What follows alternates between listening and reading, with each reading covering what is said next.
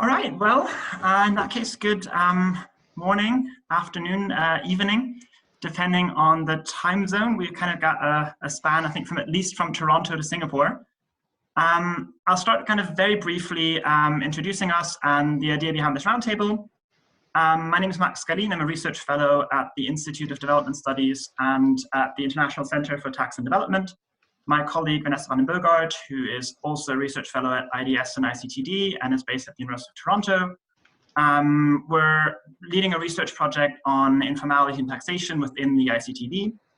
And as may be the same for many of you, as the COVID-19 pandemic has spread across the world, this increasingly began to change kind of not just the groups and circumstances that we were looking at, but also the conversation we were having with colleagues, academics, activists, policymakers, trade unionists from various countries around the world. And we're increasingly finding that we're all having the same conversations, asking ourselves the same questions around informal economies and this crisis. So this roundtable is kind of an attempt to bring these conversations together and bring together some of the people we've been having them with. So when we thought of this, we thought that ideally, maybe there's a dozen or 2 dozen people who'd be interested in this. When we checked the registration this morning, I think 360 people signed up for this. So we had to cap the Zoom number, and more people are following us on YouTube. And we're thrilled with this interest and really looking forward to this conversation. So from kind of our perspective, I think there's about kind of 3 central pillars to this conversation. I think there's the effect of the pandemic on informal economies, the effects of the relief efforts that we're seeing around the world, and then kind of the role that research can play in this. And I'll start with some very brief remarks on these and then hand over to our speakers. So as I think nobody in this virtual room needs telling, workers in the informal economy across the globe have been particularly vulnerable to this pandemic. They've been vulnerable from a health aspect. So working in crowded market spaces, in their employers' homes, or as transport and care workers, they're frequently on the front lines of this pandemic. At the same time, their access to healthcare is often restricted. The absence of institutionalized sick pay can create a direct trade-off between caring for their health and sustaining their livelihoods. And they've been vulnerable financially, especially in the context of widespread lockdowns. Many have lost their main source of income. Working from home is impossible for many. Savings and access to finance are often limited. The effects that both kind of potentially new stigmas around informality and hygiene and a global employment crisis will have on livelihoods in the informal economy in the medium terms are also hugely worrying. So even though they are particularly vulnerable, many relief efforts have passed them by. A significant set of economic programs around the world that were aimed at kind of bolstering the economic shock have been built on pre-existing institutional relationships between states and businesses. They've come in the forms of tax relief, delayed tax filing, or payment deadlines, many of which, of course, don't reach business in the informal sector. The same is true for specific bailouts, which are typically directed towards larger enterprises, and wage subsidy or furlough schemes that target workers with a formal employment contract. One of the few policy tools that are often more specifically cited at being aimed at reaching the informal economy are direct cash transfers, which, according to Gentile et al.'s tracker, currently make up about a third of the social assistance relief efforts that we're seeing across the world. And they do appear to provide one of the very few policy tools that can provide relief at something resembling the pace that is needed in order to support informal livelihoods in these days. However, needless to say, there also appear to be enormous implementation challenges. We've frequently seen governments build payment targeting on pre-existing social welfare registries, which don't precisely map upon the population of informal workers. At the same time, efforts to kind of more quickly register informal workers face a variety of issues, from accessibility to the future use of this data. And crucially, we think that there is also a long-run aspect of these relief efforts that will affect informal economies and that is now frequently overlooked. And that lies in the medium-term fiscal relationships between states and informal economies. Once the kind of dust settles on this first wave of health and economic relief efforts in this pandemic, countries around the globe will find themselves with severe fiscal deficits and expanding public debt. Particularly in the global south, the tax bases of many countries are relatively narrow. And we think that it's quite likely that broadening the tax base through extracting revenue from the informal sector might again become a policy priority.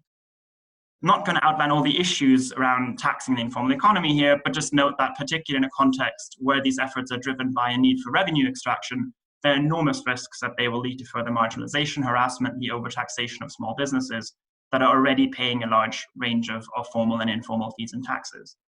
There are huge challenges ahead, both in the short and the long term. And with that, I will head over to Vanessa. Great, thanks, Max. So as Max has highlighted, we know that the effects of COVID-19 are unequal. While the virus itself may not discriminate, the underlying inequities embedded in social, economic, and political structures mean that the impact of both the virus and the containment measures are affecting different populations differently, with particularly devastating impacts for vulnerable populations and workers in the informal sector. So in addition to talking more today about the impacts for the informal economy and informal sector workers, we also want to open a discussion about the role that research may play in supporting policy responses, both during the crisis and in the post-crisis recovery period. At the ICTD, we've begun to discuss these potential roles for research more broadly. We've been, focusing our discussion on three key points that I hope we can broaden that discussion today. So first, we've been thinking just in general about the challenges of how to go about collecting data in the time of social distancing and lockdowns.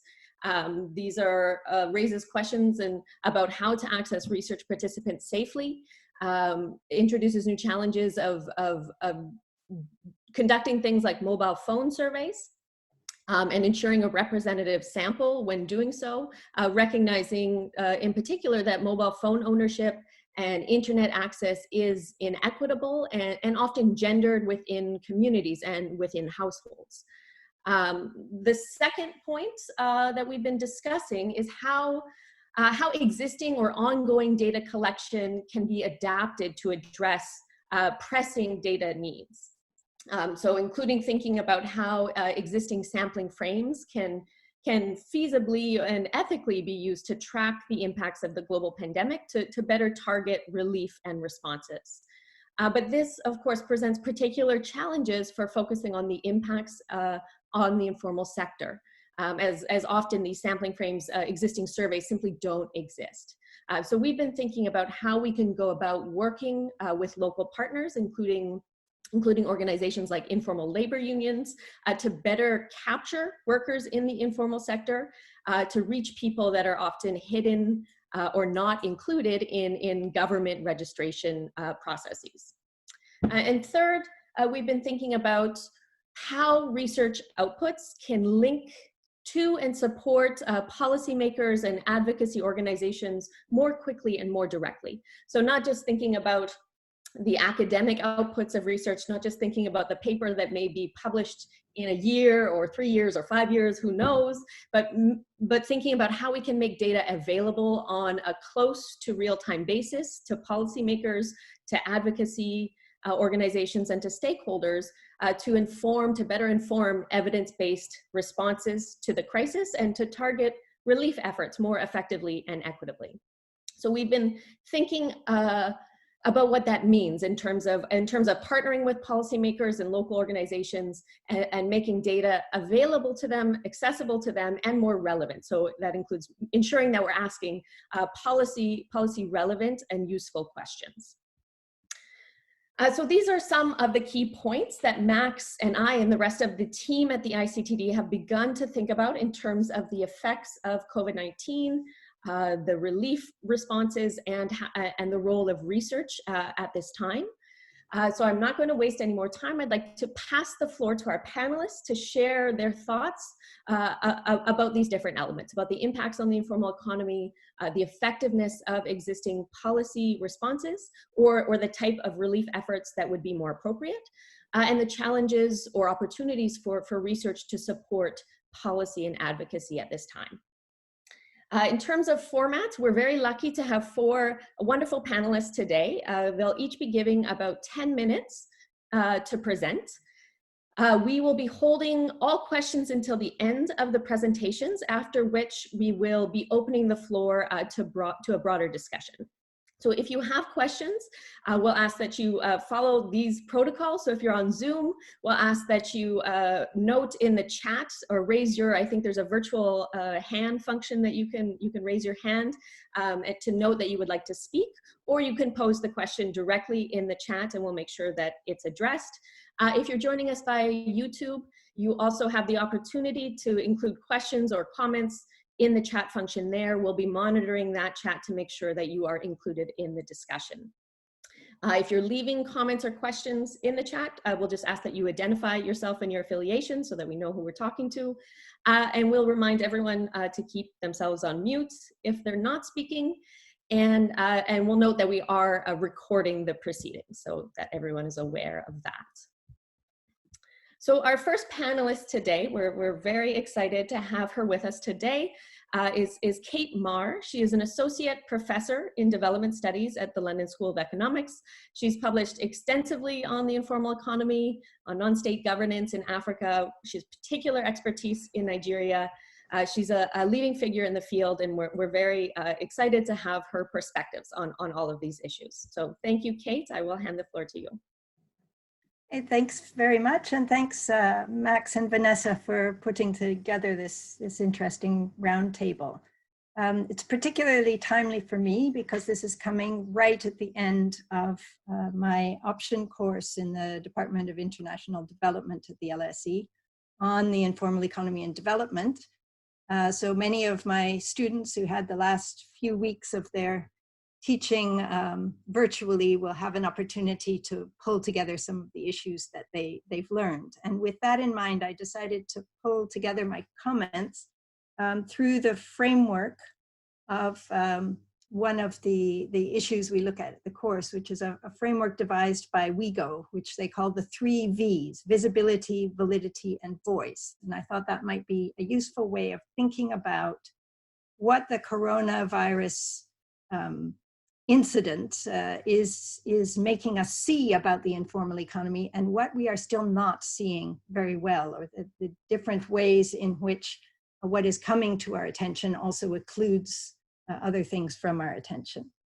I'm going to try a little bit of fancy footwork. I want to see if I can show a little video clip, but we'll see how that works technically. This has been a great time of learning by doing electronically, since I am not a huge fan of electronic teaching. But on the issue of visibility, I think all of us have noticed that there are many ways in which the coronavirus context is really changing the visibility of the informal economy. Suddenly it's on the policy agenda, government is talking about it, labor unions are talking about it.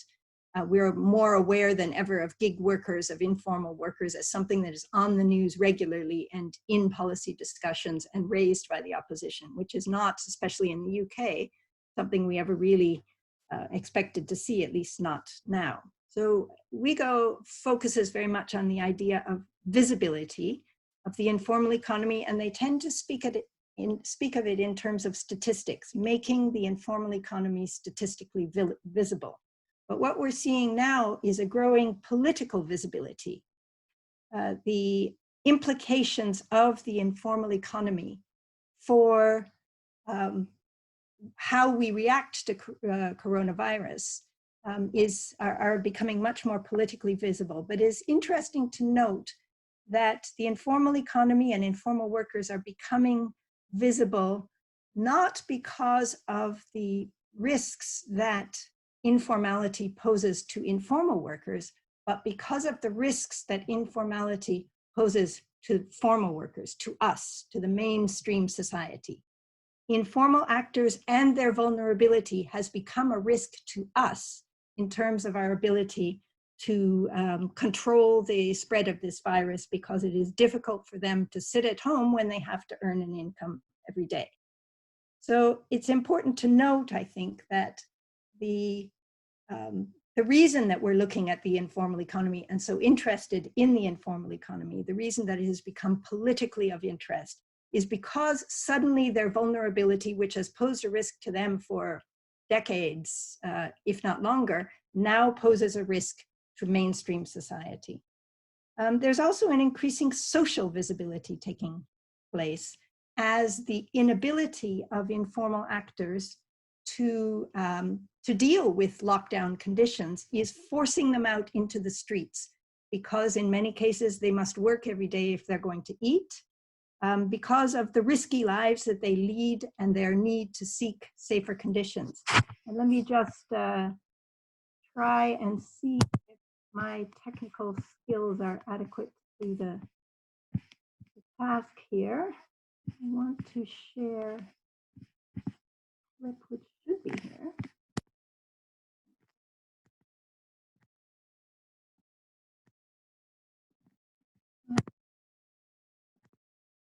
Just a little clip from a Nigerian news story.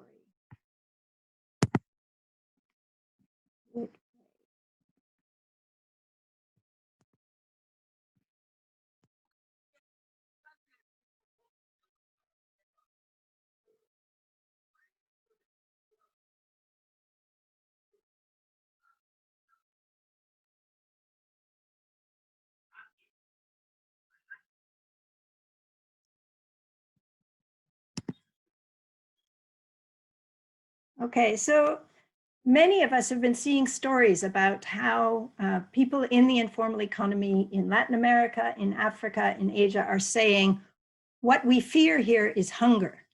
Yes, coronavirus is a risk, but we face risks to our health all the time. We live unstable, unhealthy lives. What we fear is hunger. What we fear is intensified insecurity. So their own risk assessment is quite different from the kinds of risk assessment that are coming on the policy radar. And I have another screen here, just a little background.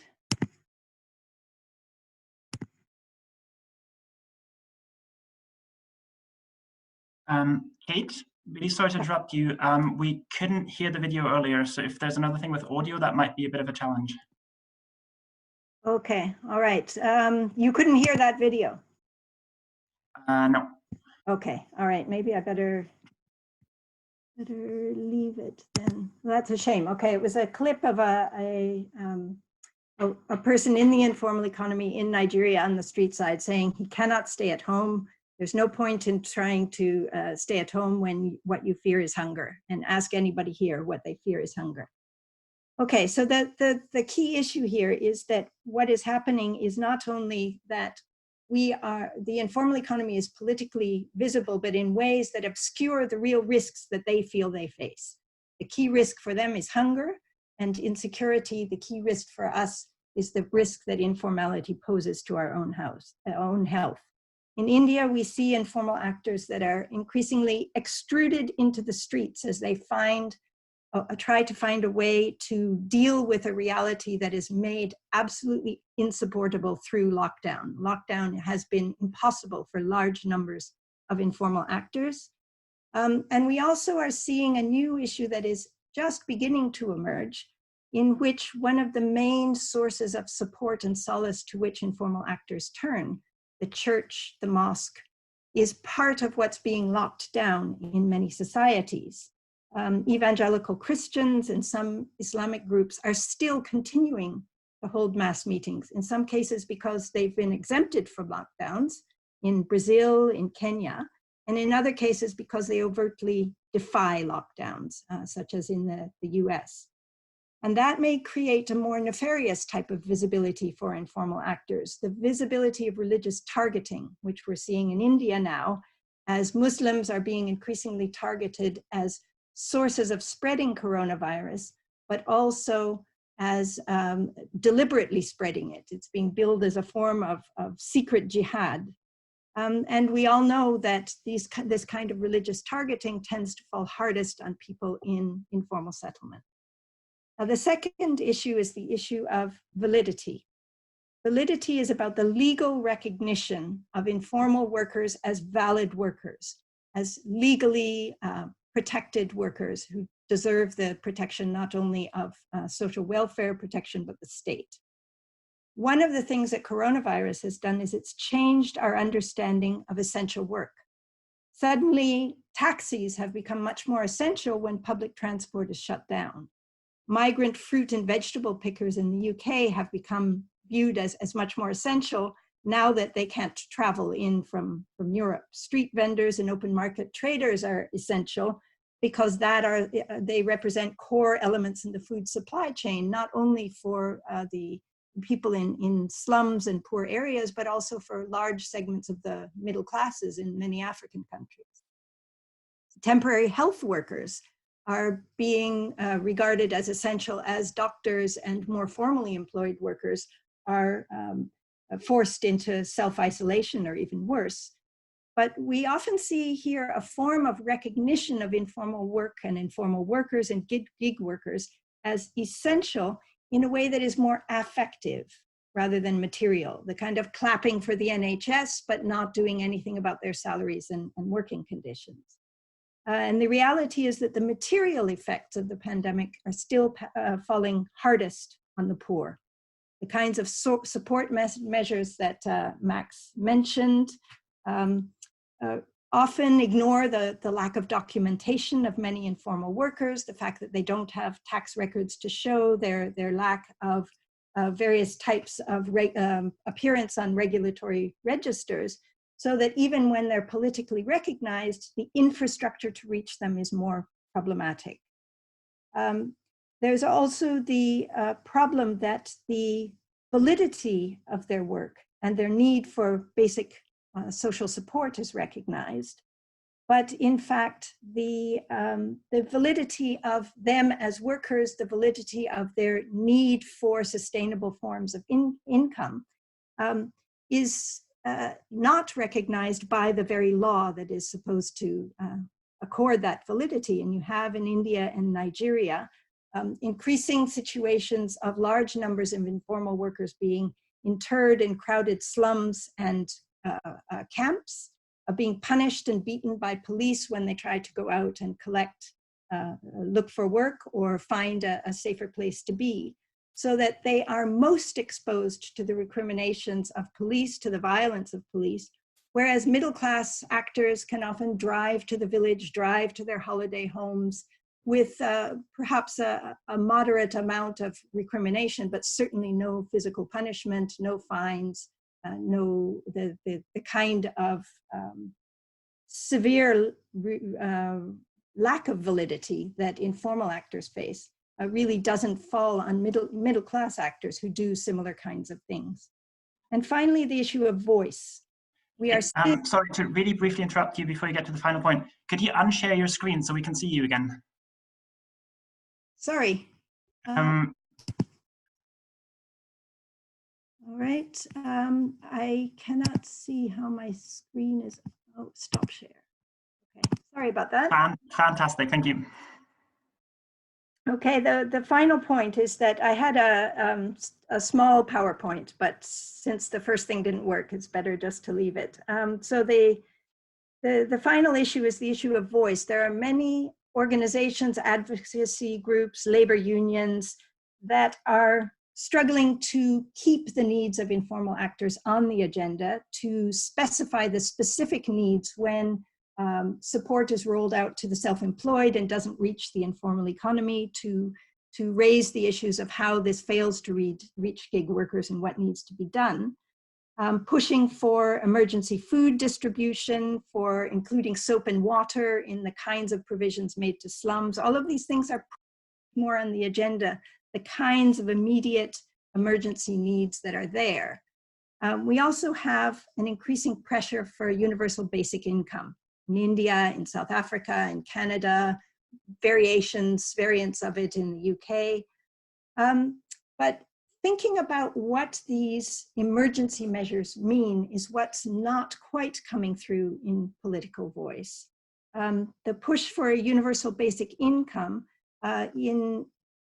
in many ways, it's not entirely taking on board the ways in which universal basic incomes can be used to marginalize the debate about workers' rights. Once you give them the basic income, the workers' rights issue is less thought about. Donald Trump, for example, as mentioned by Laura Alfers in some recent WeGo blogs, was proposing to excuse workers from making their social welfare contributions through the employment context in order to put more immediate money in their pockets. But that will starve these wider social welfare systems of funds in the process of putting money in people's pockets. Mahila Housing Trust is trying to shift the focus not just from emergency social measures, but also putting the health concerns of informal actors on the agenda. Sanitation, social distancing training in slums, how to adapt lockdown protocols to the real situations in which people live and help them work out ways when they can't get masks and they can't live in ways that don't involve crowding people into rooms, and they do have to queue for things. How to make those kinds of health provisions adaptable and workable in the situations in which they operate. But I think it's worth putting on the agenda that this mobilization, largely around emergency social protection measures, occasionally around emergency health measures, is taking our eye off the real ball, and that is the ball of labor rights. WeGo's work with informal workers to deal with immediate needs, I think, is really important, and it's really important to put on the agenda the actual immediate needs of informal workers rather than measures that aim to reach informal workers but actually fail to do so. But there are longer term labor rights issues, the material recognition of the unstable, insecure context in which informal actors are increasingly working. And these informal actors increasingly woven into the production systems and the value chains and the distribution systems and the social services that we all use. And I think it would be useful to think about the ways in which, just as business is looking at how they're going to turn this crisis into an opportunity, those who are articulating the political voice of informal actors, informal workers organizations, labor unions, advocacy groups, need really importantly to think about how informal advocates can turn this crisis into an opportunity, to keep our eye on the ball, to think politically about the real risks that informal actors are concerned about rather than the more immediate emergency risks that will then disappear once the pandemic has passed. And to think about whether our focus should be on universal basic income, should be on labor rights, should be on the status of self-employed and gig workers as workers, and about the legal validity and legal protection that goes along with that. And I'll stop there. Thank you so much, Kate. That was a really wonderful start to this conversation. Your framework of visibility, validity, and voice, or WeGo's framework that you're using is really useful for thinking about what the distractions are, what the noise is, and how we can actually focus on what matters. So that's a really useful point. Some really interesting points too about the contradictions between funding emergency measures and focusing on emergency measures at the expense of financing or supporting sustainable welfare systems, and thinking about the contradictions between the priorities of the informal sector versus mainstream society and policymakers. That's a really, really interesting start. Next in our presentations today, we have Rachel Moussier, who is the Deputy Director of the Social Protection Program at WeGo. And for those that don't know, WeGo stands for Women in Informal Employment, Globalizing and Organizing. It's a global network focused on securing livelihoods for the working poor in the informal economy with a particular focus on women. Now, Rachel has been leading WeGo's rapid appraisal of the situation for informal workers. So we're particularly excited to hear what she has to say about that process. So Rachel, over to you. Great. Thank you, Matt. Thank you very much to you, Vanessa, and to Max for organizing this. And Kate, thank you for opening up this discussion. I think you've captured, certainly some of our key issues around the 3 V's, but I'm going to take this time and I'm going to share my screen with you so that you can see a quick, there we go.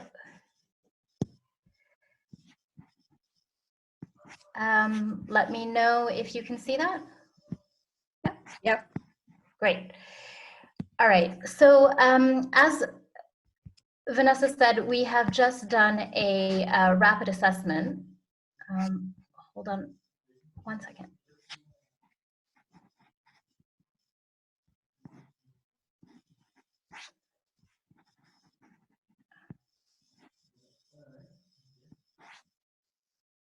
So we've just done a rapid assessment of informal workers, the impact of both the health crisis and the economic crisis on informal workers. And in this presentation, I'm going to look at the key findings from the rapid assessment, and then look at some of the emergency relief responses and their inclusion or exclusion of informal workers. Some of this has been touched on, so I won't spend too much time on this.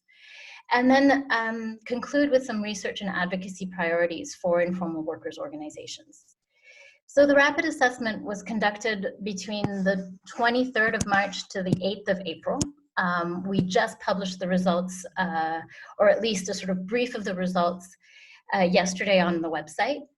It included interviews with 21 national or local member-based organizations, 5 regional and global networks of informal workers organizations, and all of this across Africa, Asia, and Latin America, as well as HomeNet Eastern Europe, so that would also be included here.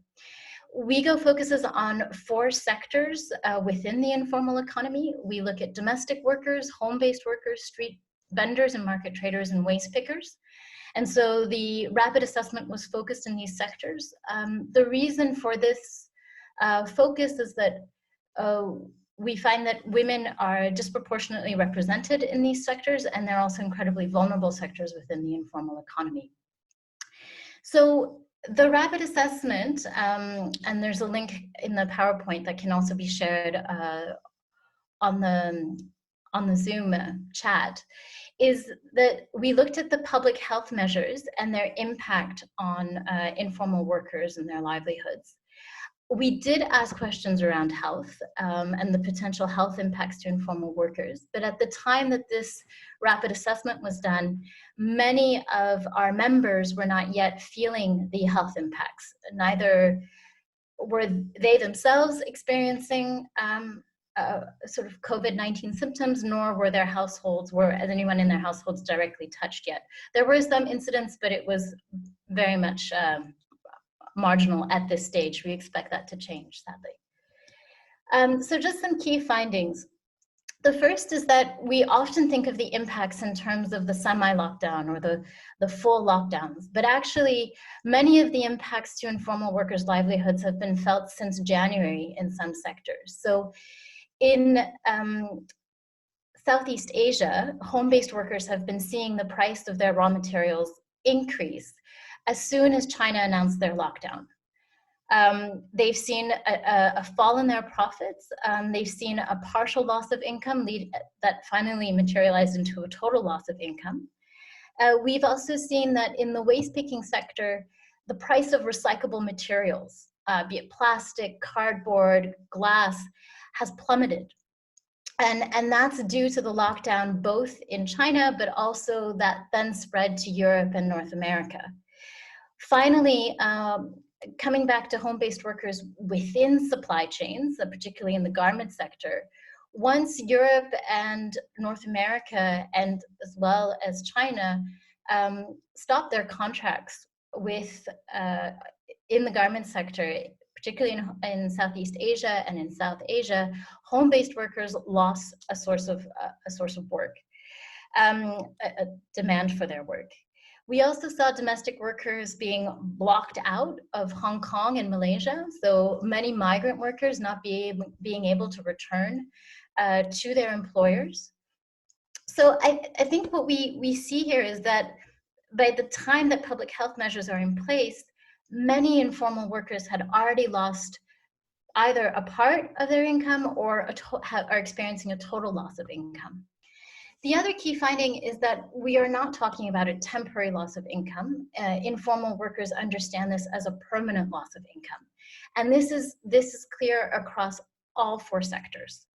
And just to give you a few examples of what we mean here. In India, we've seen that the government has used the lockdown to break up street vending infrastructure, which means that once the lockdown is lifted, street vendors won't be able to come back to those spaces that they had negotiated and gained from the municipality. We've seen police harassment, as Kate mentioned, across all regions, and that's led to evidently physical abuse, but also to confiscation of goods, which therefore has implications for starting up work once that is possible. In Colombia, waste pickers have said that they are taking great risks on great health risks by continuing to work, even without the protective gear that they need to, in order to retain their control over the recyclables, so that private companies don't come in and take over their areas of work and take over the procurement contracts that they've been given. Domestic workers were the first to talk about employers losing their incomes and having no guarantee that they'll be able to return to work. And I think this is really important, and it links to Kate's point around emergency response versus sort of long-term responses, and how do we think about labor rights? How do we think about social protection within this context? Is that income support has been characterized by governments as a short-term, sometimes one-off measure. But the response needs to be, but social protection and cash transfers need to be an integral part of recovery packages. The final key finding that I want to highlight is that there's been evidence of increased care work for women informal workers. And again, this is across all 4 sectors. For domestic workers, there's been an increase in paid care work. Live-in domestic workers in the Middle East and in Southeast Asia have seen that their employers are now all at home. So their employers' children are also all at home. So they obviously have an increase in their workloads, and they're no longer able to leave the house at any point due to the lockdowns. In other sectors, or for women in other sectors, we've seen that their unpaid care work has significantly increased. And this started actually even before the lockdowns. This started, for instance, in Africa, before lockdowns were announced, in Kenya or in Tanzania, schools were shut. And so once schools were shut, it meant that women informal workers have been amongst the first to lose incomes, and because of their continued unpaid care responsibilities, until there's access to schools again and also daycare services, they're most likely to be the last ones to get back into work. And there's also a very high likelihood, as we've seen in other crises, that they will be pushed into the more vulnerable forms of informal work. So domestic workers who are waged informal workers are already saying to us that they're looking for self-employed opportunities within the informal economy, either through street vending, but that's much more, or that can be much more precarious. So that's certainly something that we are seeing. In terms of the emergency relief and tracking sort of the impact on informal workers, I want to say that we have started on our website, there's a sort of Google Doc that is where we're consistently updating and tracking the social protection measures, but particularly the cash transfers that are accessible to informal workers. There's already been mention of digital and financial exclusion. I don't have much time to go into that, but I just want to add that there's been an exclusion of less visible workers, particularly domestic workers and home-based workers, because they're in private homes. And because much of this work is women's work and gendered and therefore not visible. So that's certainly been something that we've seen in terms of which informal workers are eligible and which are not. Essential workers Kate made reference to this. We are seeing that some informal workers are increasingly recognized, such as food producers and vendors and waste pickers. For instance, South Africa initially closed down all of its markets at the start of its lockdown, but decided to then 2 weeks later to allow some food vendors to operate again because they're so critical to food distribution systems. But there are also essential workers who are unrecognized. So live-in domestic workers who I've mentioned, home-based workers who are stitching masks and providing much needed face masks at the moment within the local market and for their communities. There's also very little discussion around the fact that many of these essential workers, be they formal sector workers or informal sector workers, require childcare in order to operate. And what of the childcare providers, given that daycare centers have been closed? Evidently, the battle that in terms of an immediate response is around ensuring that essential workers that are categorized as essential workers. That's certainly one of the areas that we're looking at, and also that they have access to protective health measures and protective gear. The rapid appraisal sort of led, or from the rapid appraisal emerged these guiding principles. These aren't new for WeGo, but I think it's worth noting when we think about our next steps in terms of research and advocacy, particularly not only for informal workers, but with informal workers. And in that respect, I'm going to focus on the last point, honor nothing for us without us. And what we've seen already on the ground is that informal workers organizations are negotiating with governments in terms of the design of cash transfer programs to make sure that they're included. This was the case in Thailand, in South Africa. We've also seen that they're critical in the delivery and relief of recovery measures, not just emergency, but in terms of substantiating the databases in terms of for cash transfers. Governments don't have this information. They're going to informal workers organizations, asking them for their list of members, because in the case of street vendors, for instance, not all of them are registered. So even if they operate within a market. However, they may be visible in informal workers membership. So, but I think I want to stress here that this raises an opportunity and also a challenge, as Kate's mentioned, around social dialogue.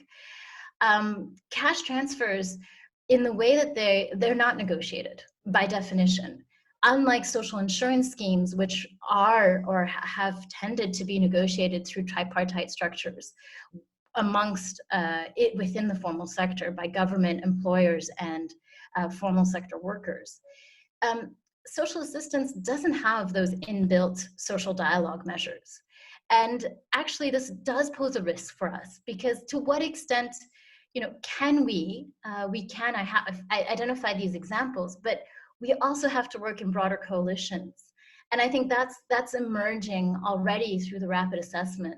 In Thailand, the informal workers organizations that are part of the WeGo network have been collaborating with trade unions, but also sort of civil society organizations working on poverty alleviation. And I think broader coalitions, because we don't have that institutional power as informal workers organizations, must be drawn on to ensure that cash transfers are embedded in social dialogue. I think in terms of the next research and advocacy priorities, we will be doing a next round of rapid assessments in 2 months' time. I think we are expecting to see, unfortunately, more of a health impact as COVID continues to spread.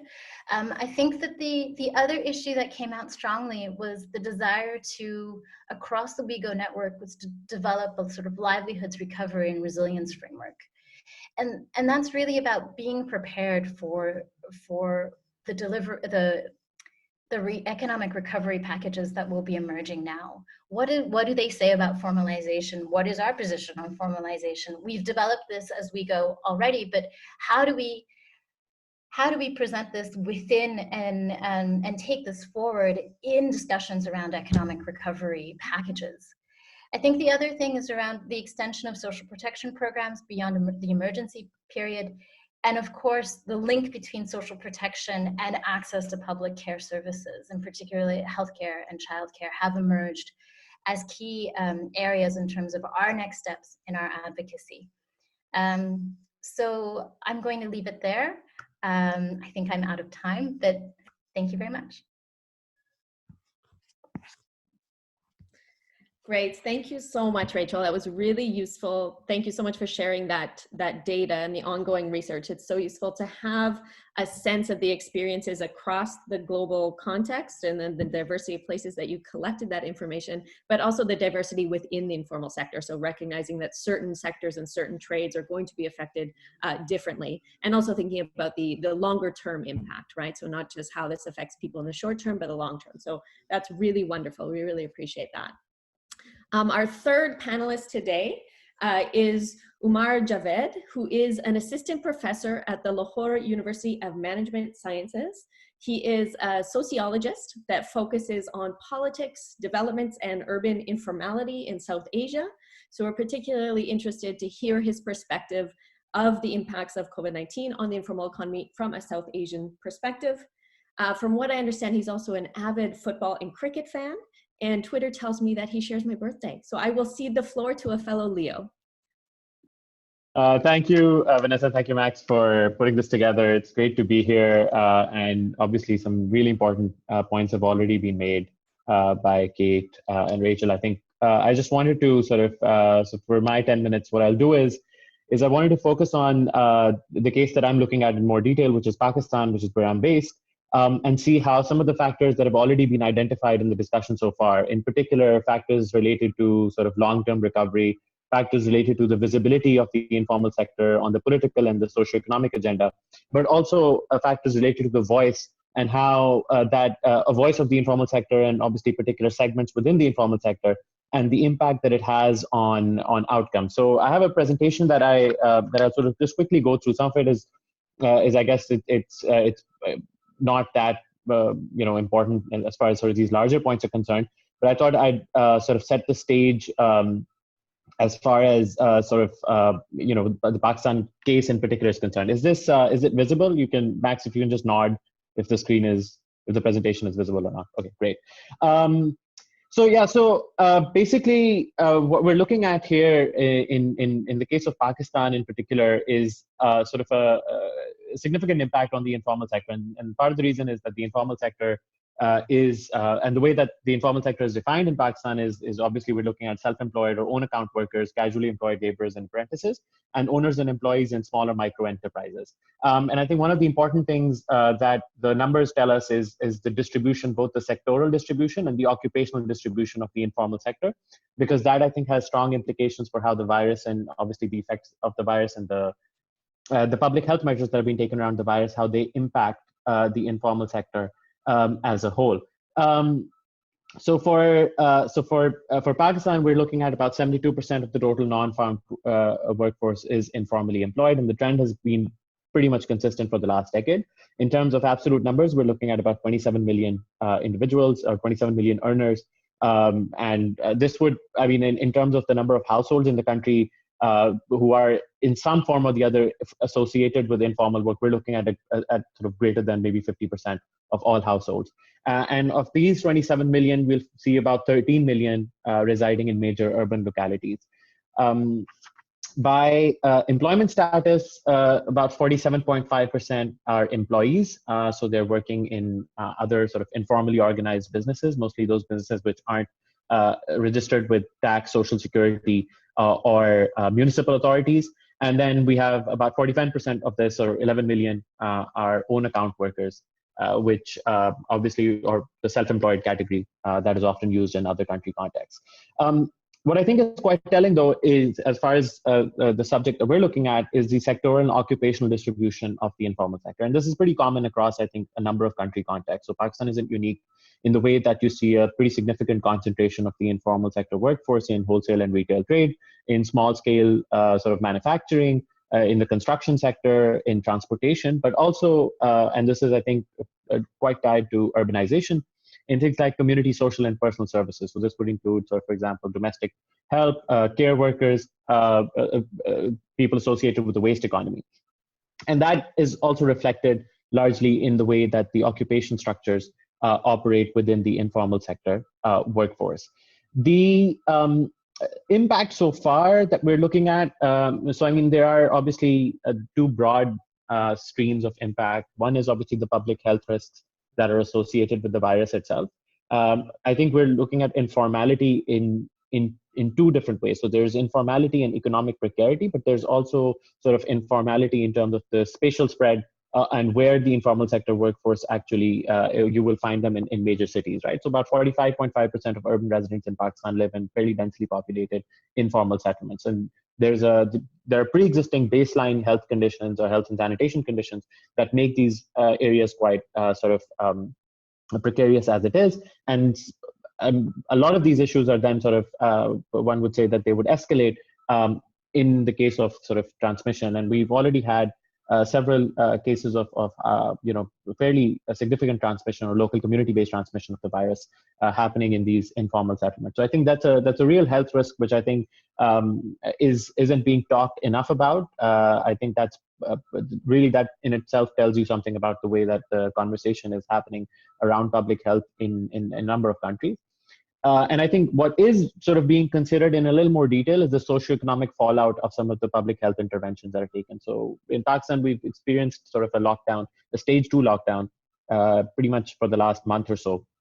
And that's directly impacted the informal sector in a number of ways, largely because stage 2 lockdowns include the shutdown of intracity public transportation, includes the shutdown of the construction sector, of the manufacturing sector, and non-essential wholesale retail as well. So any business that doesn't sell sort of essential items or groceries or medical goods, they've basically been shut down over the preceding 3 months. Some preliminary interviews with people who work in large marketplaces, mostly wholesale marketplaces, have already confirmed the extensive dislocation of street vendors, hawkers, and migrant labor. So that goes back to this earlier point that a lot of the existing informal retail infrastructure is also being it's being displaced in this time period when lockdowns are in place. We were also seeing some level of repressive action on part of state authorities to enforce the lockdown, which really is, and the debate, I think in Pakistan's case, has sort of, it's come back to this larger point about whether whether the country can actually afford a lockdown, or what that means for obviously livelihoods and people's subsistence, right? And some estimates or initial estimates that we see in terms of sort of the number affected in terms of an income shock are about 11 million earners. So that's about 1/3 of the non-farm labor force in the country. But obviously, I think this is a really low estimate. The actual estimate would probably be much higher. I think one last point that I think deserves mentioning is just the precarity that lockdowns have generally created for migrant labor in particular, because you've also shut down public transportation, you've shut down other modes of transport, informal, for example, transportation services, and many are stranded in places of work or in temporary residences where in urban centers, and don't have the resources to sort of travel back. Or to even afford taxis, for example, that can take them back to the rural or peri-urban centers where they actually came from. I think this is, I'll just sort of briefly go over this. I think some of the existing vulnerability indicators really show how the informal sector is the one that bears the brunt of these sorts of the virus itself and some of the fallout that's taken place. Because if you look at the vulnerability and where it's concentrated, it's usually in places like wholesale and retail trade, in hotels and restaurants, transportation in particular. And I think that's really sort of become quite clear, categorical from Pakistan's case as well.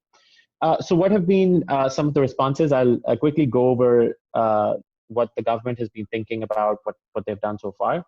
So as Max, I think, mentioned at the start, Pakistan's strategy is pretty much in line with what we've seen in 81 other countries. So the Gentilini Social Protection Appendix is put up 143 social protection programs that use cash transfers in across 81 countries, and that's Pakistan's primary intervention here as well. So we're looking at about a cash transfer program of $870 million. The disbursement to date is about 110 million. We're looking at a total of 12 million beneficiaries, so one per household, and they receive about $73 million. So it's a one-off payment of $73 that's supposed to last them for 4 months. And it's an expansion of an existing cash transfer scheme that already that's been in place for the last decade or so.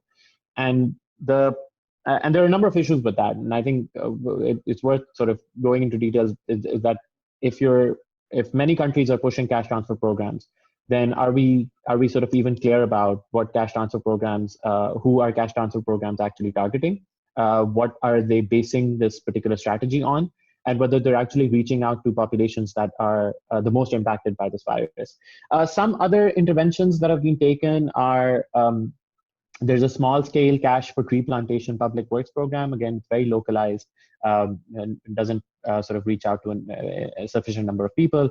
There's some food ration distribution through web-based enrollment. And there is, interestingly enough, there's a lot of conversation on easing lockdown restrictions on the construction sector. Because that's a major source of employing daily wage laborers and the informal sector workforce as a whole, and businesses that are linked to it. And that's a conversation that's been happening these days as well. So, and finally, the last, I think, response that we've seen is utility bill deferment, which I think is probably one of the more creative ways of reaching out to workers who might otherwise be excluded from existing poverty databases. Now, what are the gaps in particular as far as these measures are concerned? I think poverty databases are replete with exclusion errors. This is especially true for urban migrant workers. And I think the analysis of Pakistan's case shows that poverty estimates are largely biased towards rural areas due to the characteristics that are involved in the composite index that is created. The composite index usually has higher provisions for asset scores, and many informal sector workers might actually have a basic asset such as a motorcycle or a television at home or a refrigerator in their place of residence, but which means that they automatically score a little higher on these sorts of poverty assessments. But what poverty assessments are actually not particularly sensitive to are sudden income shocks. And income shocks, such as the one that we are currently experiencing, would push quite a few people, beyond the obviously into precarious conditions, in particular for subsistence-related issues. Similarly, there are other issues. There's an extensive reliance on self-enrollment, especially of people who already hold national identity cards. People are supposed to send SMSs or enroll themselves through web portals. Again, internet access is not universal. Broadband penetration isn't that high. So really, some of these strategies need to be better thought out. And I think that really brings me to the last point here, which is of voice and visibility of the informal sector in various country contexts, right? And Rachel and Vigo have generally talked about how there are sort of informal sector organizations that can be taken on board as far as decision making is concerned, right? But what happens in country contexts where there is no collective action among informal sector workers, or there is very sort of localized or diffuse collective action, right? What happens in places where you don't have sort of the existing associational or requisite associational infrastructure required to actually link up the current experiences of vulnerabilities that are encountered by the informal sector and sort of translate that to the government itself. I mean, in Pakistan's case, I think it's particularly clear that the biggest stimulus effort of about $8 billion that we're currently seeing is biased towards the formal sector and the banked population. So I think the voice part is particularly important, and I think it speaks to key long-standing political economy constraints that the informal economy faces.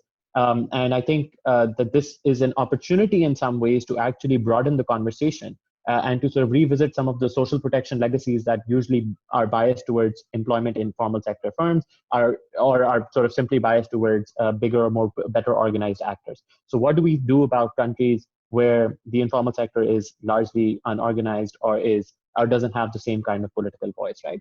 So I'll leave it at that. But I think just the last point here would be that I think while a lot of the responses that we see are quite universal, when a lot of countries there's an isomorphism almost in terms of how countries are responding to the crisis.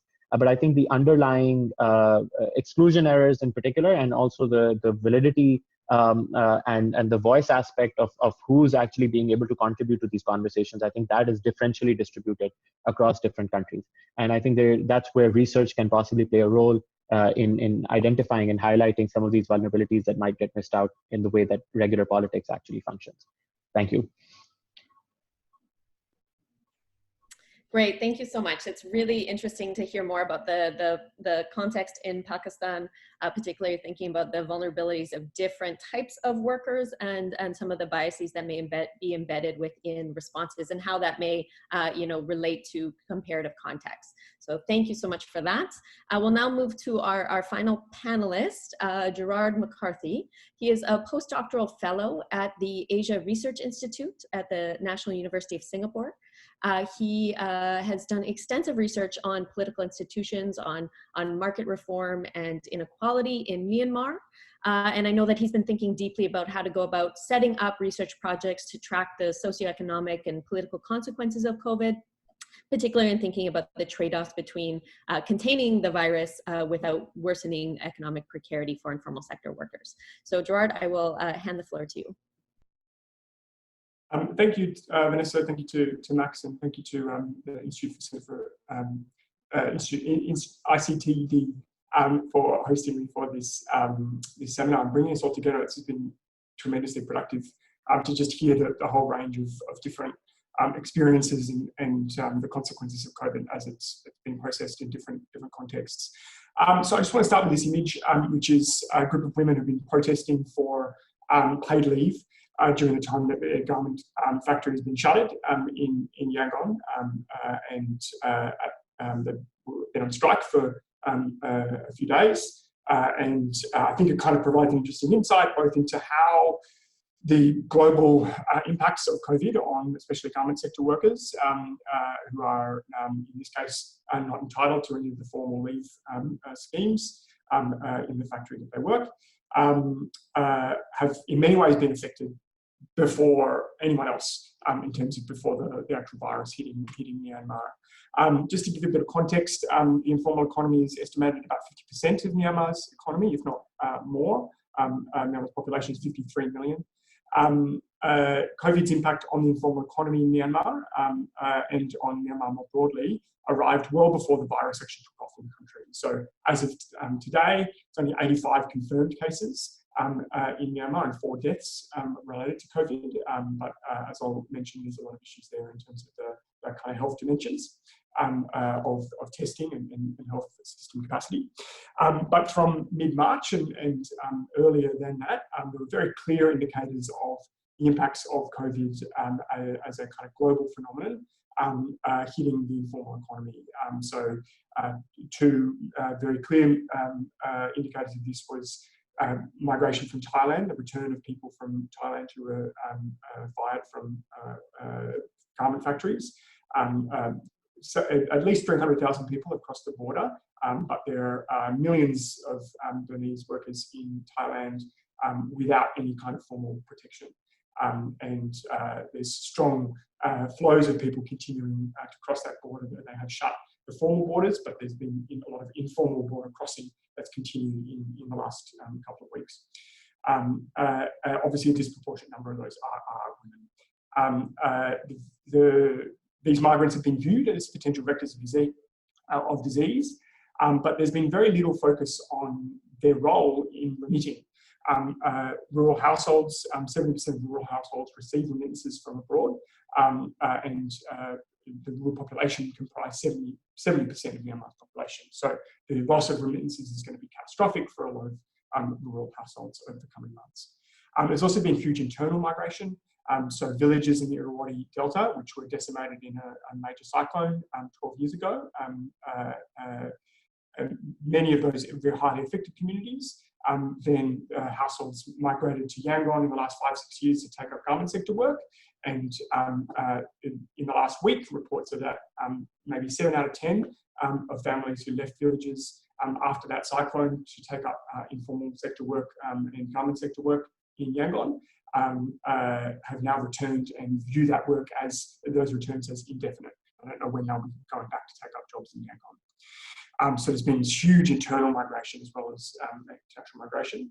And the earliest rapid surveys, which a group that I'm working closely with called Opportunities Now in Myanmar, fielded a rapid survey from the 2nd to the 5th of April, which found that 60% of households, this is a 4,000 respondent survey across 6 cities in Myanmar, 60% of households have lost employment and 40% of micro and small enterprises have shuttered as a consequence of COVID and the demand impacts. The current policy responses, just to give you a sense, have been heavily health focused and also heavily population control focused. So the government's been making pretty significant efforts to try and expand, so procure PPE, expand testing and treatment capacity. But we're dealing with an already overstretched health system that has been starved of funding for a very long time. The population control dimensions, especially with the internal and international migration that has been going on, has resulted in hundreds, thousands of quarantine centres being established around the country, and over 50,000 people are currently in quarantine across Myanmar as of the 13th of April. Many of the state of those quarantine centres are often extremely poor. So the vast bulk of those people in those centres are informal economy workers who've been dismissed or their businesses shuttered, and then have had to then migrate as a consequence. There's also been lockdowns of Myanmar's major cities, Yangon and Mandalay, and similar kinds of measures of different kind of variety, which have been implemented in state and region capitals and in towns across the country as well. The economic measures, as we sort of has been a recurring theme of the other presentations, have been heavily focused on the formal sector. So the central bank has lowered interest rates. They've announced at this stage only $35 million fund to provide 1% loans for formal sector businesses. And there's also the promise of income and personal tax remissions. Of course, Myanmar has the lowest tax to GDP ratio in ASEAN and one of the lowest in the world, given especially the size of the informal economy. There have been very limited social protection actions, and especially for informal economy workers. There's been 10-day ration packs that have been distributed in the past week to those who are considered to be the most vulnerable within specific localities. That budget derives from the Ministry of Relief, Resettlement and Social Welfare, which is historically the least funded department in the ministry in Myanmar, and is chronically understaffed, but also doesn't have a logistical bureaucratic presence below the township level. So its capacity to distribute to identify needs at a local level is really constrained. There's also been no mention yet, as we've heard in last presentations, for example, and in other contexts, of expanding very limited skeletal apparatus of direct cash transfers in Myanmar. For example, there's a maternal cash transfer 1,000-day grant, which is given out, and a very small amount of money for the elderly. But those programs have not been, there's been no discussion of expanding those at this stage. So the informal economy has been massively hit, and yet paradoxically it has been central to the response at a localized level. So businesses, especially micro and small businesses, community organisations, monasteries, churches, have been playing a major role in food and aid support to those even more vulnerable than themselves. So non-state actors in many ways have been integrated, if not leading, the local response efforts in terms of setting up quarantine centres and being, establishing case tracing efforts at a local level. We've also seen the involvement of local small business people, some of which may be formalised, but many of which remain in the informal economy. The involvement of those business people and community organisations on government COVID response committees at a local level. The government response already relies heavily on those informal actors. For example, the government is providing a 7-day ration allocation for returning workers when they're quarantined, but they're quarantined for 21 days.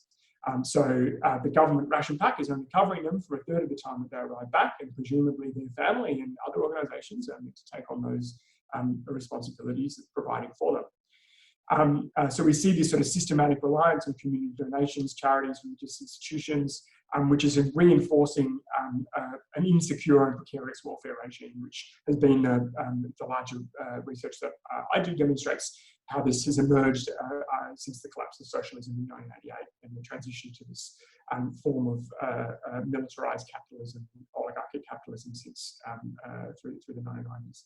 So there's a clear need for a more robust state response, whether that looks like expanding social protection through direct cash payments to specific populations, extending in-kind aid where supply chains have been disrupted, and major investments in public works, for example. Myanmar has a significant backlog of infrastructure, and that may be one way in which to provide employment opportunities at a localized level to informal sector workers. But what kind of interventions are necessary and where, and how to implement them, and what's the impact? Things that there's really not sufficient research at the moment. So I just want to kind of raise a couple of key questions here. The first is that I think social research is critical to informing the COVID response in Myanmar, but from the sounds of what we're all recurring, that's critical. And this is especially important because many of the narratives and public discussions about COVID is framed around testing and the capacity to measure the effects of lockdown consequences on the flattening of curves and data-centric capacities that come from highly developed health systems, i.e. as the numbers drop, that lockdowns can be eased.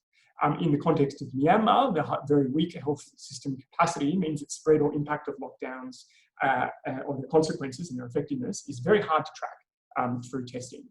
And that raises this question about how do you inform decision-making about the response while reducing the impacts on the informal sector and providing, where you can, social safety nets. We know that work by colleagues like Vanessa and others at pandemics such as Ebola often see a worsening burden on the most vulnerable and informal households. That's been a recurring feature of all of the presentations.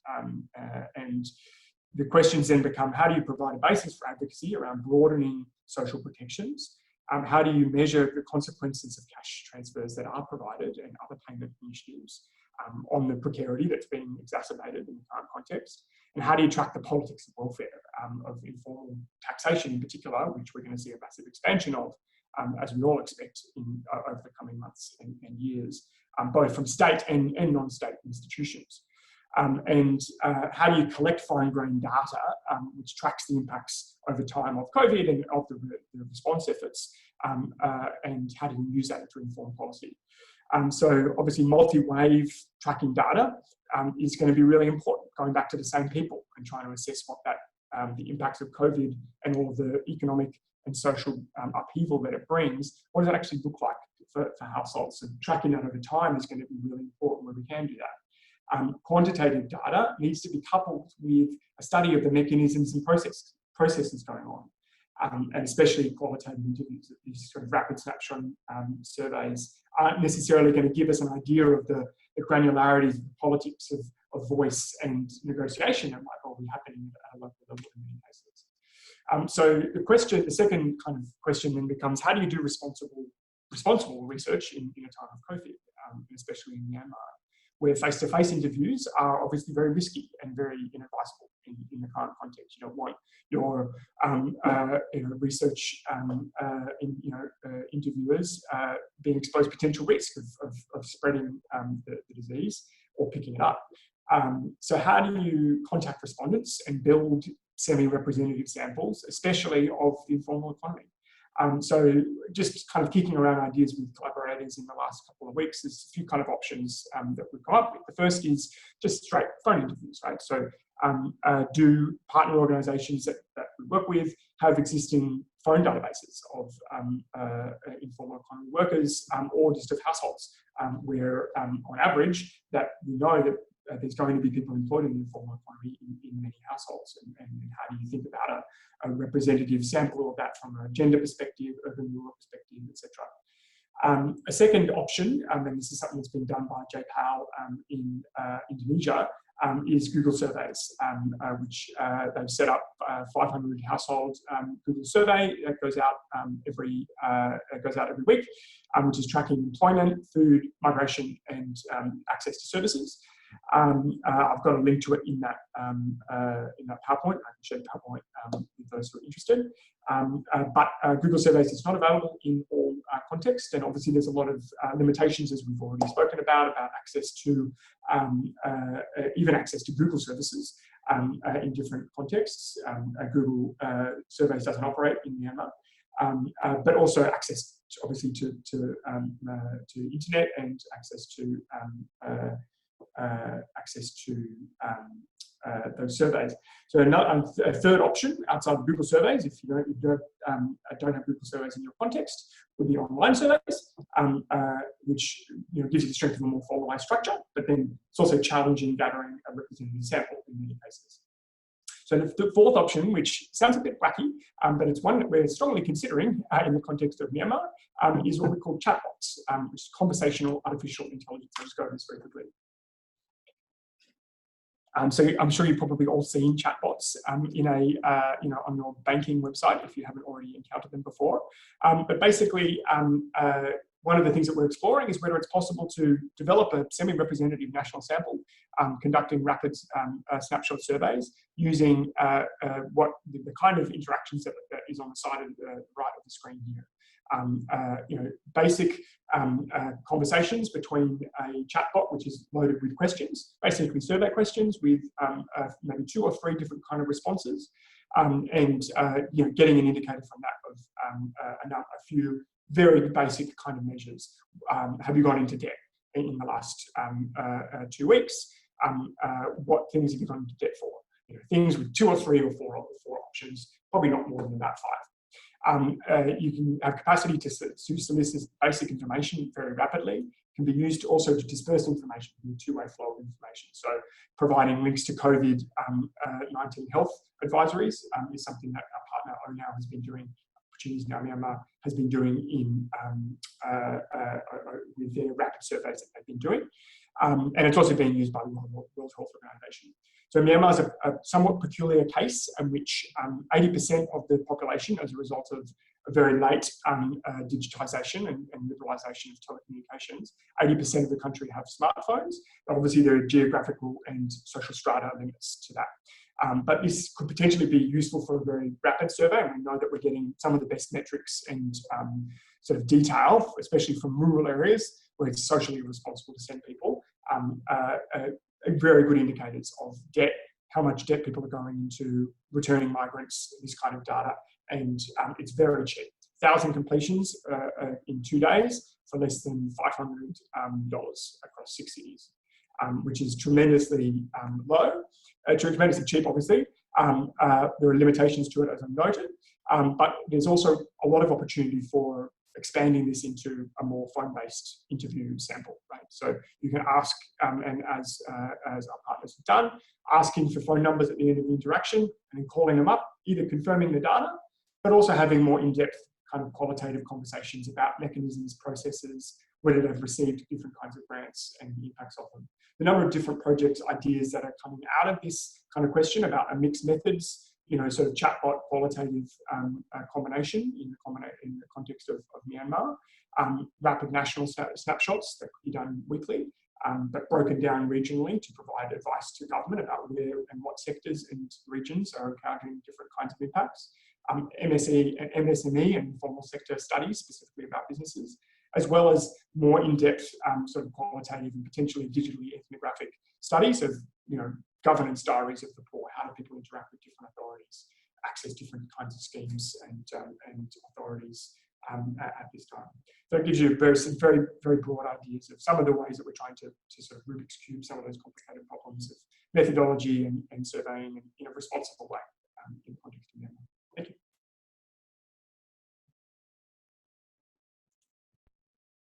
Great, thank you so much, Gerard. Really interesting to hear more about the context in Myanmar, but also to see how some similar themes are really obvious across different contexts in terms of the vulnerabilities as well as the responses. Also really interesting to hear some of your ideas about how to go about collecting research at this time. I should also thank you as well for joining us from Singapore, where it is probably your bedtime. So thank you for staying up late to share your thoughts. Now, thank you to all of our panelists, though that opened a really, really wonderful discussion. We're very lucky to also have two wonderful discussants. We're going to try to keep the discussants' time fairly short so that we still have time for an open discussion. We'll ask each of you to stick to about 5 minutes. The first discussant that I would like to introduce is Christoph Tiedeke. He is a senior lecturer based at the Institute of Development Policy at the University of Antwerp. And he has done extensive research on governance and conflict in spaces of weak state, where there is a weak state institutional presence. So he has particular expertise in Central and Eastern Africa. Thank you, Christoph. All right, thanks, Vanessa. I'll be very brief. I will not take 5 minutes. I would just like to highlight some main points or some major issues. Because it seems, well, to me, it seems that the current COVID crisis acts as a kind of magnifying glass to highlight what could be considered major issues in research on informal economies, or even on research on these issues broader. So first of all, throughout all the discussions, it is highlighted, well, what is a major theme in research on this issue? Well, what does informality mean in these circumstances? You know, what is the relevance of the term? So on the one hand, the crisis could be used to say, well, is this really about informality, or is this about situations of what could be termed high vulnerability, difficult livelihoods, about having access to health, access to security, and so on? Some of the some of the figures which were presented kind of highlighted that. Also in Pakistan, it was 72% of non-farming households which were informal. In Myanmar, over 50%, and so on. If it's that dominant, you know, what does it teach us, both analytically and policy-wise? On the other hand, it could be argued, well, this crisis actually shows the relevance of this term, because it highlights, well, and as Kate's work has shown extensively, it highlights particular political dynamics at stake and social dynamics, or I forgot who said so, even the spatial dynamics of informality. And one thing which kept coming back throughout the different presentations was the issue of voice. The wider literature on informality has shown, well, I think it was Rachel who said, well, an institutionalized dialogue is more difficult with informal workers. And as I had been shown, voice, it's mainly through personalized linkages, through patronage, through linkages with particular politicians, and so on. So what does this mean in the current circumstances? What does this mean for a dialogue or for a quote unquote social contract? What does this mean for interventions? How do you evaluate interventions if it's not possible to have this kind of institutionalized dialogue? What does this mean if the current governance structures worldwide are strongly tilting towards more authoritarian structures? How do you activate your personal linkages if there's this tendency towards a centralized government? What does this mean for the scales on which informality is working if there's a strong push towards centralization? And how do you evaluate these interventions? And perhaps lastly, well, what does this tell us? It was mentioned in a couple of presentations. What does this tell us about how we go about in actually doing research? Also here, it can act as a magnifying glass. If we are forced to do some kind of remote control research, how do you guarantee that it doesn't further tilt power relationships towards inequality? How do you make sure that not the most vulnerable are actually pushed to go out in the field and collect data? How do you actually keep that balance? I'll stop it here. Okay, thank you, Christoph. Before we kind of open it up to the wider set of questions, I'd really love to very quickly throw to Phil Mader, who's a research fellow at IDS and who's done a lot of work, particularly also on the intersection between informality and microcredit and microfinance.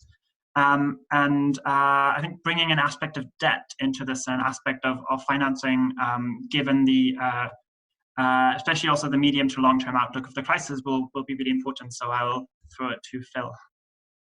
Thanks, Max, and thank you everyone for these really insightful and fine-grained impacts. Just to briefly highlight two cross-cutting issues related to the informal sector and the financial system, I want to say something briefly about the pressures of debt on informal sector workers and low-income families under these circumstances, on top of all the disruptions that we've already talked about. And second, the effects of apparently growing fear of cash. So, it's clear that low-income people and workers in the informal sector are shouldering significant debt burdens already. As households, they often have negative financial net worth, and additionally are at risk of falling into debt quite even quicker than others and taking longer than others to get out. And they're less likely to be reached by many of the financial and macroeconomic relief efforts, as some of the speakers today have noted already, that have been put underway by governments. So several governments have already reacted and instituted things like debt moratoria, or announced relatively vague slowdowns in repayment plans, but these are often voluntary, and it's unclear to what extent banks are complying with them. From India, I can report that the microfinance industry body has said that the microfinance institutions it represents have passed the benefits of a moratorium on to micro borrowers, a moratorium that the Reserve Bank of India has allowed banks to give. But in turn, a lot of the banks that have lent to microfinance institutions still are actually charging on the loans that they have made to the microfinance institutions. So it's probably just a matter of time until the MFIs in India pass the pressure on to their borrowers. Again, meanwhile, in North Africa, the Egyptian government has stalled some payments.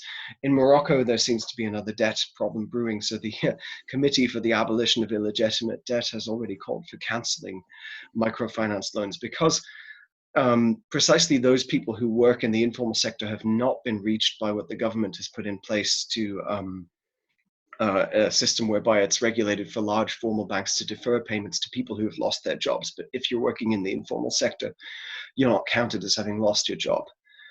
And the second thing I wanted to mention is a fear of cash that is likely to be a major problem for large parts of the informal economy in many countries, because informal sector businesses and more generally poorer sections of society in most developing countries rely on cash payments for a variety of reasons, including technological barriers, but also literacy, convenience, habit, and simply the higher cost of digital payments. So a few weeks ago, there was quite a gross misrepresentation of WHO guidance by actually the UK's Telegraph newspaper, which forced the WHO to lodge an official complaint that they did not say cash was transmitting coronavirus, and to clarify that they're not actually promoting the use of contactless payments, as opposed to what the Telegraph had reported. The message from the WHO is simply to wash your hands after making any sort of payment. Because from what's currently known, the virus actually lives longer on plastic or metal surfaces than on cloth or paper. But still, many people and businesses around the world seem to have unilaterally decided to no longer engage in cash transactions. And at the same time, payment industry bodies like the Better Than Cash Alliance have taken the pandemic as an opportunity to promote digital payments in developing countries. For instance, proposing things like that digital wage payments to health workers would be the key to keeping health systems running. Now, it may be true that digital payments can be helpful in such ways, but it's really important that they are just part of a plurality of payment rails rather than a single monopoly payment channel, because the devastating effects of disrupting cash payments could be really seen just a few years ago in India's disastrous demonetization experiment in 2016, where the economy ground to a halt. And even possibly more than 100 deaths were directly attributable to the inability to access and pay for basic services. So just to mention these as additional pressures that are on the informal sector, people shouldering debts that they struggle to repay even more now and may be pushed into quite unfortunate situations of indebtedness further. and secondly, struggling to make any sort of payments that are necessary to survive if cash is officially or unofficially being kind of removed from the picture.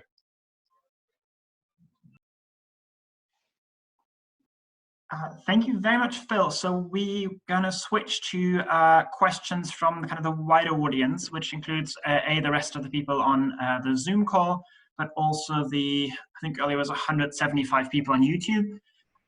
If you do want to ask questions, if you're on the Zoom call, if you just want to write them into the Zoom chat. If you're on YouTube, if you want to write them on the comment section, and Steph will pick them up and also add them to the Zoom meeting so we can see them. I think the procedure might just be that Vanessa and I pick out questions from those chats and kind of throw them to the panelists. So it would be ideal if your question would include a brief statement of who you are and your affiliation, if you like, or if this is directed to any particular panelists. Your question can be a statement. It just makes it less likely that we'll pick it up and ask the panelists. We will try to get to as many as we can. We're a little bit pressed for time, of course, but in that case, we'll just start. And maybe I'll pick up one question from Will Monteith, who asks, what are the most appropriate scales for intervention, national versus municipal? Do municipal governments appear to be more responsive to the needs of informal workers than others? It's not directed to anyone in particular, but maybe especially from the maybe from the more activist side. Maybe Rachel, do you think there's a trade-off here between working on a more national level or an international level, as Viego frequently does, or on a local level? Actually, we have a lot of work grounded in cities. So we do see the value of working at the municipal level. But I would say that it really depends on what kind of intervention you're talking about. So if you're talking about cash transfers, much of that is determined at the national level or, in federal systems at the state level. But it is obviously, in many cases, above the municipal level. If you're talking about the redistribution of food rations, then yes, the municipal level is probably effective to target.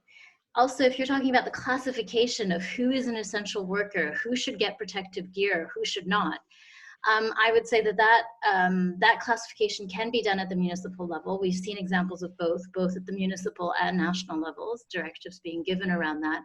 But in terms of the actual access and distribution of protective gear, that would probably happen at the municipal level in negotiations with the municipalities.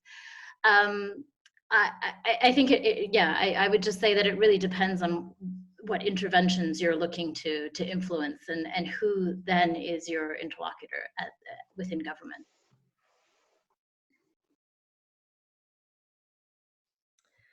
Great, thanks. So another question targeted at Rachel, but I think that will be relevant to other panelists as well, from Sylvia Garcia Teles. She asks about some of the complications of doing research in this area and perhaps some of the fears that informal workers may have in engaging in this research, particularly in thinking about backlashes from governments or some of the tax measures that could be imposed on them as soon as government may have more information about them. So if anyone has any particular thoughts on those particular challenges.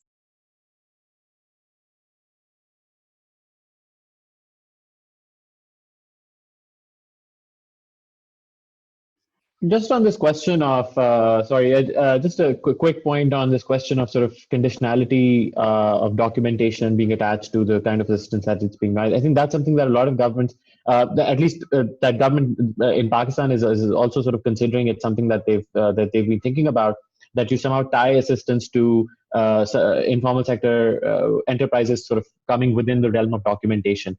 And I think that's a it's a very tempting thing, but as Max highlighted at the start, that this is something that policymakers and activists need to be very wary about, that whether this entire sort of crisis is somehow not taken into a very different direction and it doesn't become a source of extraction or tax extraction, which already sort of pushes, which will have its own sort of negative impacts and adverse consequences on informal sector enterprises. So I think it's certainly something which is part of the conversation. But I would think that it is a pretty major red flag as far as sort of the precarity of these of the workforce is concerned. Just to add to that, I think it's, I certainly agree with that point, and I would only add that I think we need to make a distinction between informal workers and informal enterprises. So when you look at when you look at the self-employment within the informal economy, let's take Africa for instance, 63% of informal workers are self-employed. That 63%, only 2% of that is of those informal workers are employers. 46% are actually own account workers and 15% are contributing family workers. So you can basically assume that the own account workers and the contributing family workers have no capacity to pay income tax or any form of corporate tax. But also that even those own account workers are paying, for instance, if they're working in a market or working on a city street, they are paying some sort of form of taxation. And Kate can speak more to that and others as well. So I think we need to be careful about not confusing enterprise and workers, and recognizing that many workers would fall outside of the sort of direct taxation, but that they are also contributing in other ways, in licensing fees and market dues, which may not fall within the tax system as it's defined. So I'll leave it there for others to add as well. Can I just jump in and make the point that I think it's something that I've done a lot of work on in the context of Myanmar is conceptualizing the contributions that payments for welfare services and essential things that in many other cases are provided by the state, social welfare protection at a local level, are often funded through the mechanisms of donations and redistribution that's occurring. And I think it's also important that we need to look at that mechanism, which is going to expand massively over the coming months in terms of providing people who are already the most vulnerable, also simultaneously being the source of social protection for those around them. And that needs to be conceptualized as a form of informal taxation in contexts where governments are not willing to fill those breaches, and in the context of countries refusing to provide stimulus packages or social protection schemes. So I think it's worthwhile, raising those localized social protection schemes within a larger conversation about informal taxation as well.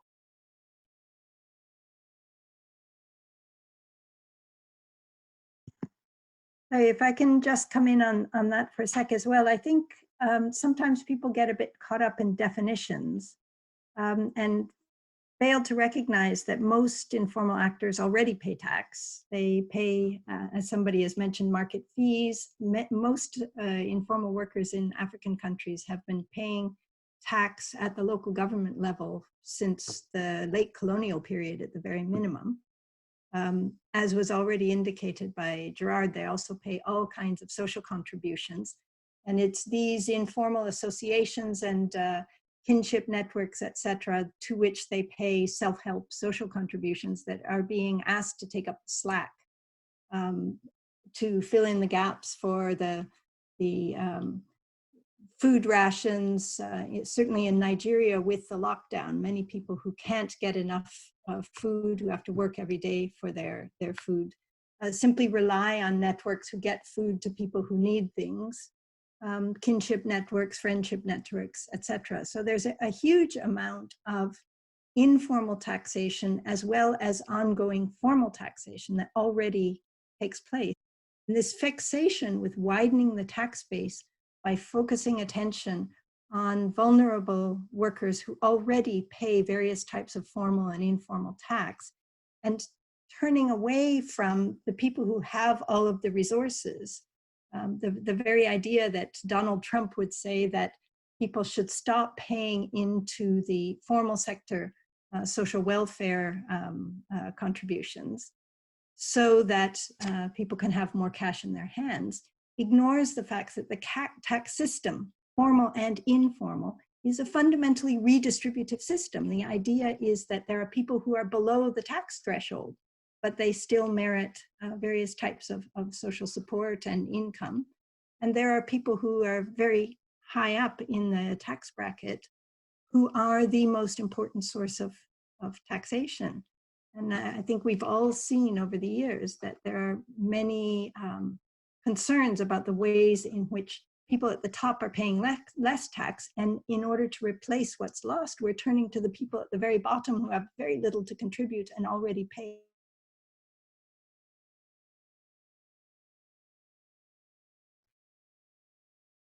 Okay.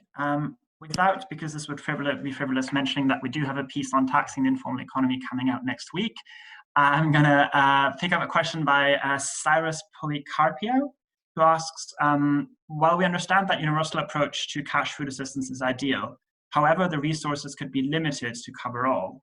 As such, is segment-focused assistance a better option? Or to kind of maybe tie that to the point that Kate had in her presentation was that there's a trade-off here between different policy options, right? There's a trade-off between targeting and more kind of universal aspirations or approaches. And there's both for kind of activists and for governments, there are priorities to be set here. So maybe I will throw that question to the panel.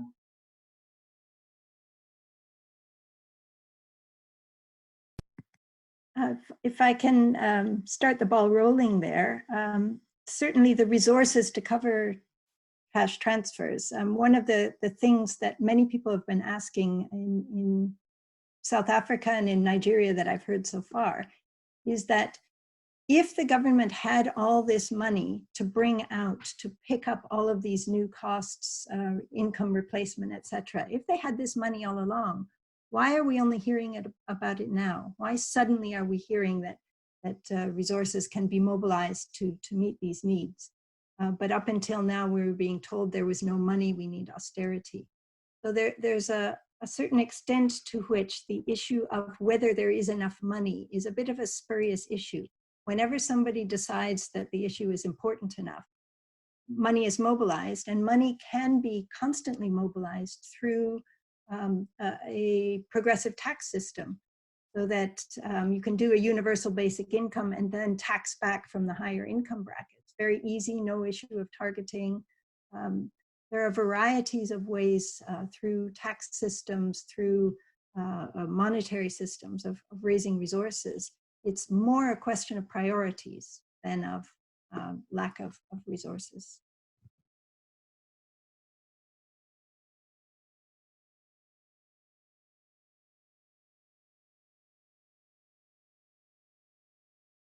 That seems to have answered the question very well.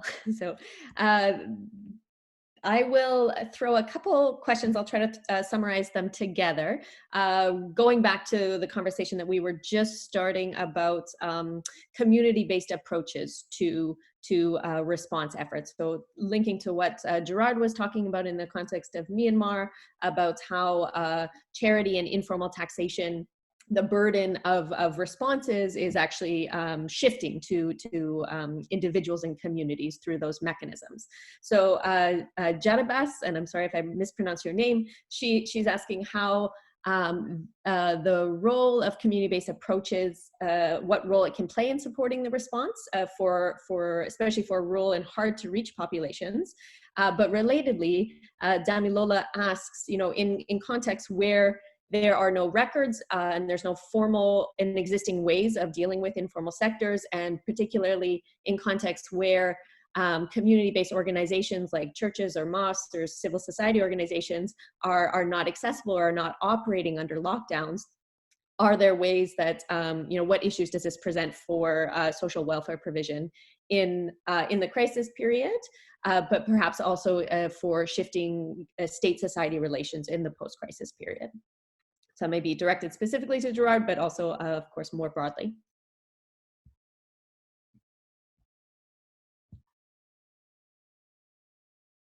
Thank you. I think there's a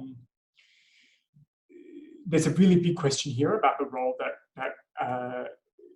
community-based organisations and localised, kind of what Kate was describing, the sort of mechanisms of reciprocity and kinship at a local level that then begin to formalise.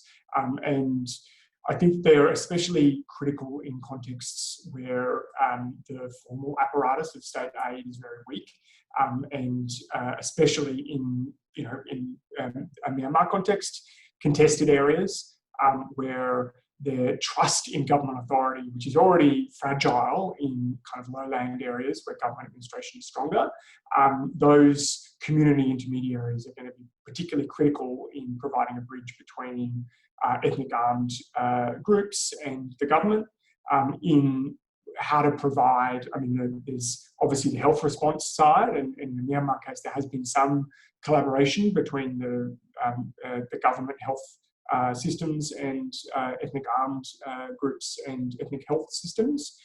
Many of those armed groups also run their own affiliated health systems. But it's, I think that we're going to see a particularly important role for religious organisations and those community organisations as collecting information about who the most vulnerable and most impacted are in those contexts. And it's something just worth kind of flagging. It's in those contexts in particular where, at least in the Myanmar context, that those areas have been the highest migration. So huge numbers of people in those contested regions have moved to Thailand over the last 2-3 decades for work and have now returned, many of them. And so those are areas where those community organisations are going to play a particularly critical role in bridging between the different authorities and brokering assistance. And in many ways, there's a lot of potential politics there, as Christoph mentioned earlier, the sort of patronage and clientelism in areas of sort of informal authority as well, of armed groups potentially and government authorities contesting over who gets to provide COVID support to different areas of the country. So I think that there's a whole variety of different dimensions to that role, but it's going to be particularly important in those contested regions. So.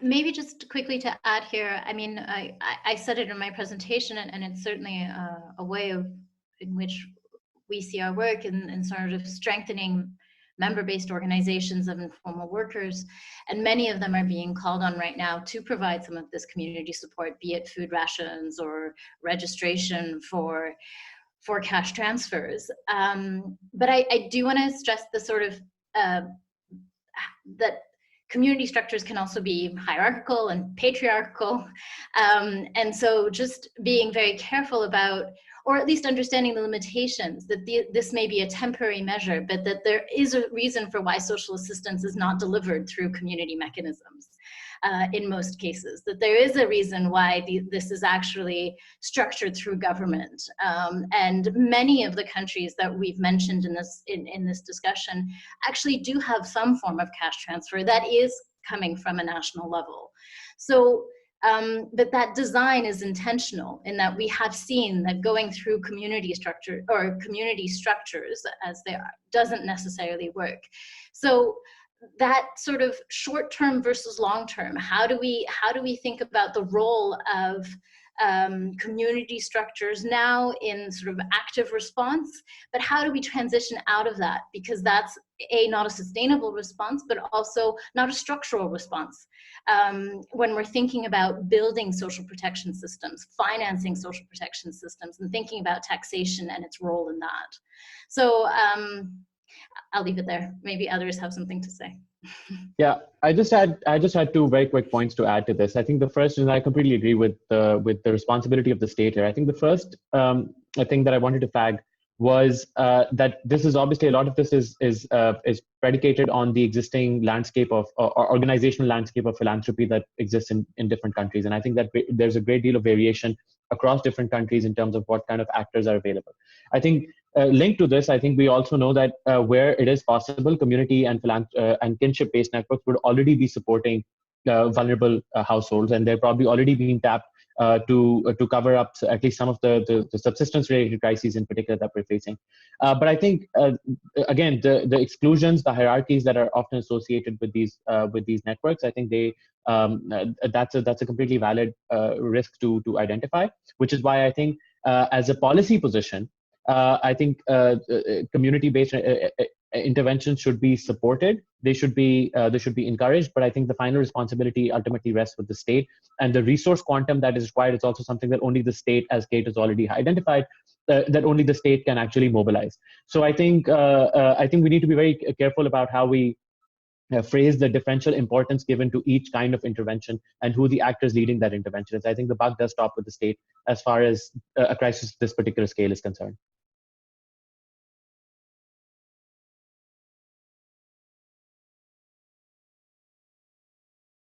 Okay, I think I'll try to slip in one final question before we're running out of time. We've had earlier discussions about the kind of the newly essential or the visibility of some informal actors. There's been quite a few questions in the chat and in the comments on YouTube also around stigma and informality in the context of this pandemic. There's one question that asks, the fishermen of India are highly affected because of the fear generated towards their identities.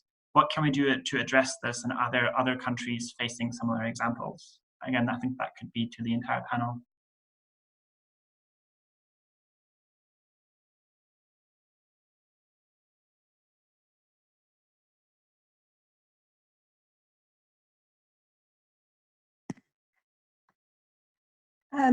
The whole idea of stigmatizing informal actors or particular groups within informal actors, if I understood the question particularly, I think is a big problem, because informal actors are becoming visible in particular ways, becoming visible as crowded people, as people who touch money, as people who come out into the world when people are asked to stay home. So there are many ways in which what is happening now, in addition to putting informal operators much more on the political agenda, is also drawing a lot of attention to the ways in which they will be seen increasingly as, I think it was Gerard who put it very interestingly, as vectors of disease rather than vectors of remittances. And as various types of value chains and informal activities close down, their ability to serve as the sources of income, dispersing it into communities, will weaken. And the dangers that they pose to the wider society in terms of health conditions, in terms of their living conditions, their economic activities, etc., will be increasingly emphasized. And I see the real dangers in increasingly right-wing populist states, where religious practices, particular types of activities that one wants to clear out, will simply be targeted as something that involves a negative community or a stigmatized community, a stigmatized activity, etc., can be easily targeted for repression. So I think there are a lot of risks in the kind of visibility that is taking place, and that there is a real need to be politically aware of how the informal economy is shaped in terms of its relationship with these diseases. And that might be, might signal some of the ways in which informal organization, informal unions may think about how better to adapt public health responses to actually be practicable in informal contexts, so that people can respond to public health concerns in ways that are useful, rather than in ways that are simply a response to their own risk profiles.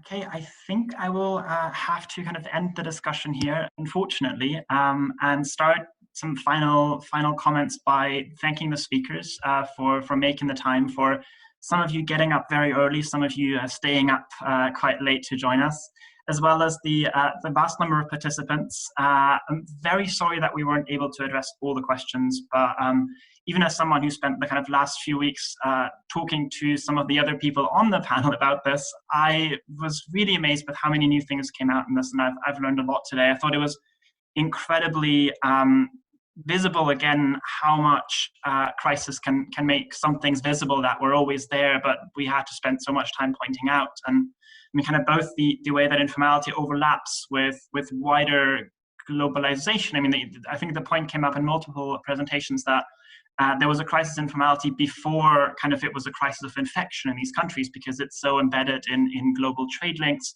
but also the way that this crisis has once again brought out differentiations within the informal economy, right? The newly essential and the newly even less visible. as well as I think in the final discussion, the degree to which all of this is still connected to the state. And I think we'll see both in developing countries, but also in developed countries, once this immediate wave of crisis and relief is over, a new discussion around fiscal relationships and a new discussion around how this will be paid for, how healthcare will be organized, who's been excluded and what we've learned from that. And that there's a role for a discussion about the informal economy in this, and I think a rediscussion of issue around formalization and taxation.